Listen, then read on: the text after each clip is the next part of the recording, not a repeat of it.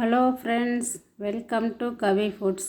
இன்றைக்கி நம்ம மசாலா பூரி எப்படி செய்யலான்னு பார்க்கலாம் வாங்க. அதுக்கு குக்கர் எடுத்துக்கலாம். அதில் 3/4 கப் அளவுக்கு பச்சை பட்டாணி ஒரு 6 மணி நேரம் ஊற வச்சுட்டு எடுத்து வச்சுருக்கிறேன். அதை சேர்த்துக்கலாம். அது கூடவே 2 உருளைக்கிழங்கு தோல் நீக்கிட்டு கட் பண்ணி வச்சுருக்கிறேன். அதையும் சேர்த்துட்டு ஒரு 2 கப் அளவுக்கு தண்ணி சேர்த்துக்கலாம். சேர்த்துட்டு இதை ஒரு 4 விசில் வேக வச்சு எடுத்துக்கலாம்.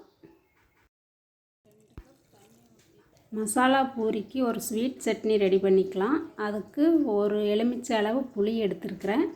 இது கூடவே 5 பேரிச்சம்பழம் சேர்த்துக்கலாம். ஒரு 2 டேபிள் ஸ்பூன் அளவுக்கு நாட்டு சர்க்கரை இல்லை வெல்லம் ஏதாவது சேர்த்துட்டு ஒரு டம்ளர் தண்ணி விட்டு நல்லா கொதிக்க விட்டு எடுத்துக்கலாம்.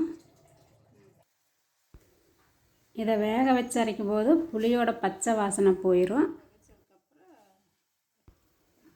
இப்போ நல்லா கொதிச்சிருச்சு. இதை ஆற வச்சுட்டு மிக்சியில் பேஸ்ட் பண்ணி எடுத்துக்கலாம்.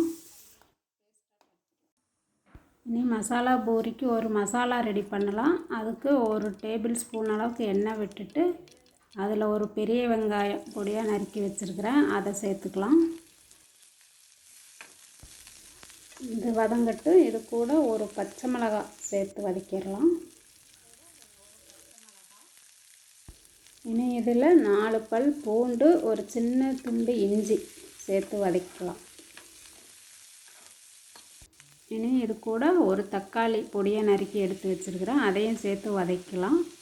இது கூடவே ஒரு டீஸ்பூன் அளவுக்கு ஜீரகம் சேர்த்துட்டு வதக்கலாம். இது ரொம்ப வதங்கணும்னு அவசியம் இல்லை, பாதி அளவுக்கு வதங்கினா போதும். இப்போ இது வதங்கிருச்சு. இனி ஸ்டவ் ஆஃப் பண்ணிவிட்டு இதை கொஞ்ச நேரம் ஆற வச்சுட்டு மிக்சியில் சேர்த்து பேஸ்ட் பண்ணி எடுத்துக்கலாம். இப்போ ஆறிருச்சு. இந்த மசாலாவை மிக்ஸி ஜாரில் சேர்த்துட்டு இது கூடவே ஒரு கைப்பிடி அளவுக்கு மல்லி இலை, ஒரு கைப்பிடி அளவு புதினா சேர்த்து பேஸ்ட் பண்ணி எடுத்துக்கலாம். இப்போது உருளைக்கிழங்கும் பட்டாணியும் நல்லா வெந்துருச்சு. இனி இதை மத்து வச்சு நல்லா மசிச்சு எடுத்துக்கலாம். இப்போது நல்லா மசிச்சாச்சு. இனி இதை எடுத்து வச்சிடலாம்.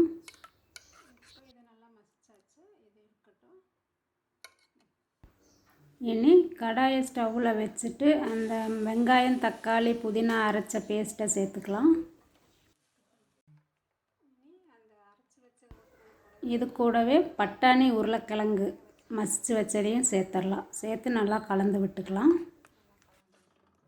இதை நல்லா கலந்து விட்டுட்டு கொஞ்சமாக தண்ணி சேர்த்துட்டு மிக்ஸ் பண்ணிக்கலாம். இனி இது கூட ஒரு டீஸ்பூன் தனி மிளகாய் தூள், ஒரு டீஸ்பூன் கரம் மசாலா தூள் சேர்த்துக்கலாம். இனி இந்த மசாலாவுக்கு தேவையான அளவுக்கு உப்பு சேர்த்துட்டு இதை நல்லா கொதிக்க விட்டுறலாம். இப்போ இது நல்லா கொதிச்சிருச்சு. இனி ஸ்டவ்வை ஆஃப் பண்ணிடலாம். இனி இதில் அரை மூடி எலுமிச்சை சாறு எடுத்து வச்சுருக்கிறேன், அதை சேர்த்துடலாம். இது ஒரு புளிப்பு டேஸ்ட்டுக்காக தான்.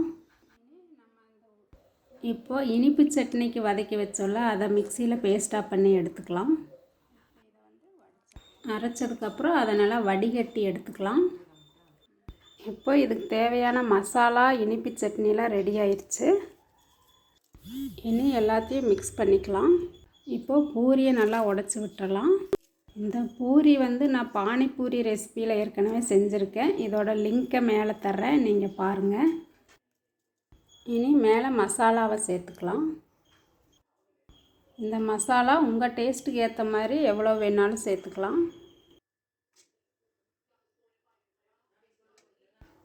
மசாலா சேர்த்தாச்சு. இனி அரைச்சி வச்ச இனிப்பு சட்னியை இது கூட சேர்த்துடலாம்.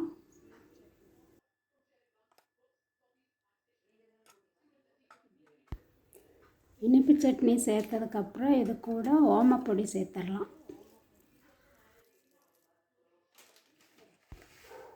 இது கூட வேணும்னா நீங்கள் மிக்சரும் கூட சேர்த்துக்கலாம். ஓமப்பொடி சேர்த்ததுக்கப்புறம் பொடியாக நறுக்குன வெங்காயம் சேர்த்துக்கலாம். வெங்காயம் சேர்த்துட்டு இதுக்கப்புறம் பொடியாக நறுக்குன தக்காளி கூட சேர்த்துக்கலாம்.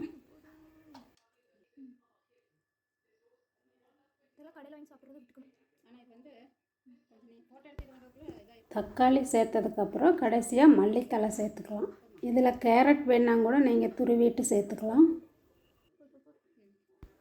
இப்போ சுவையான மசாலா பூரி ரெடி. இதை நீங்களும் வீட்டில் செஞ்சு பாருங்கள். இந்த வீடியோ உங்களுக்கு பிடிச்சிருந்தா லைக் பண்ணுங்கள், ஷேர் பண்ணுங்கள், மறக்காமல் சப்ஸ்கிரைப் பண்ணுங்கள்.